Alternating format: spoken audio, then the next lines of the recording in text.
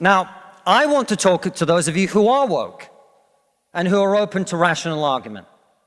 A small minority, I accept. Because one of the tenets of wokeness is, of course, that your feelings matter more than the truth. But I believe in you. I believe there are those of you here who are woke, who are open to rational argument, so let me make one. We are told that your generation cares more than any other about one issue in particular, and that issue is climate change. We're told that many of you suffer from climate anxiety. You wish to save the planet. And for tonight, and tonight only, I will join you. I will join you in worshipping at the feet of St. Greta of climate change. Let us all accept right here, right now, that we are living through a climate emergency and our stocks of polar bears are running extremely low. I join you in this view. I truly do. Now, what are we to do about this huge problem facing humanity? What can we in Britain do? We can only do one thing. You know why? This country is responsible for 2% of global carbon emissions, which means that if Britain was to sink into the sea right now, it would make absolutely no difference to the issue of climate change. You know why? Because the future of the climate is going to be decided in Asia and in Latin America by poor people who couldn't give a shit about saving the planet. No, thank you. No, thank you. It's going to be decided by poor people in Asia and Latin America who don't care about saving the planet. You know why? Because they're poor. Because they're poor. I come from Russia, which is not a poor country, it's a middle-income country. 20% of households in Russia do not have an indoor toilet. What they have is an outdoor toilet. And I don't mean one of those nice portaloos that we get here. I don't even mean a Glastonbury portaloo. I mean a wooden shack with a hole in the ground that holds a collected fermented memory of the last 10,000 visits. How many of you are going to go home tonight and say, let's rip out our bathroom and erect a Siberian shithouse in the back garden? And if you're not, why should they? 120 million people in China do not have enough food. I don't mean that they don't get dessert. I mean they suffer from malnutrition.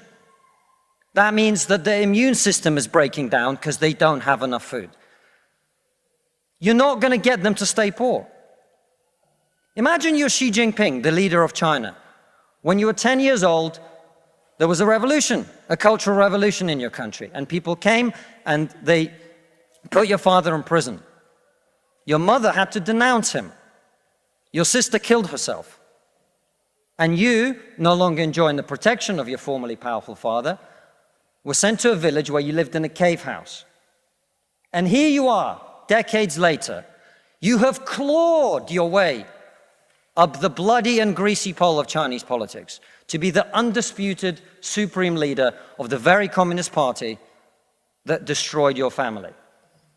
And you know that the main thing you have to do to survive and to stay in power is to deliver the one thing that the people of China want: prosperity, economic growth.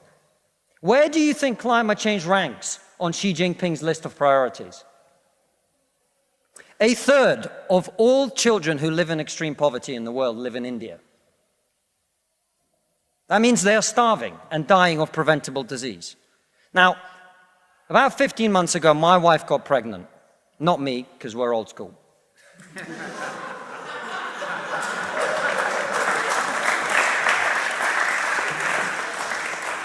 And for 9 months, we talked about what our boy would look like, what he might do when he grows up.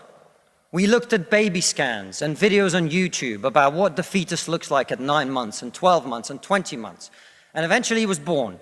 And he is this cute little bundle of joy. He's cuter than about 80% of puppies, right?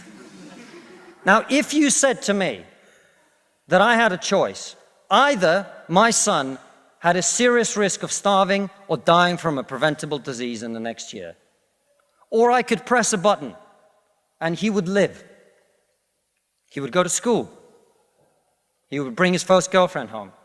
He'd go to university and graduate and become a woke idiot.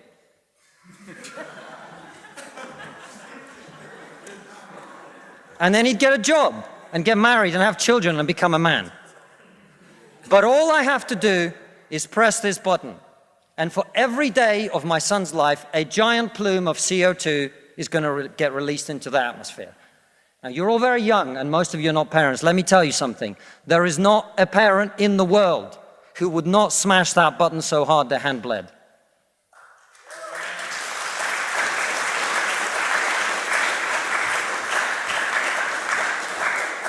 You are not going to get these people to stay poor. You're not even going to get them to not want to be richer. And so, I put it to you, ladies and gentlemen, there is only one thing we can do in this country to stop climate change. And that is to make scientific and technological breakthroughs that will create the clean energy that is not only clean, but also cheap. And no, thank you. And the only, I want everyone to get home on time today, which is not going to happen. And the only thing that wokeness has to offer in exchange is to brainwash bright young minds like you to believe that you are victims, to believe that you have no agency, to believe that what you must do to improve the world is to complain, is to protest, is to throw soup on paintings. And we on this side of the house are not on this side of the house because we do not wish to improve the world. We sit on this side of the house because we know that the way to improve the world is to work, is to create, it is to build.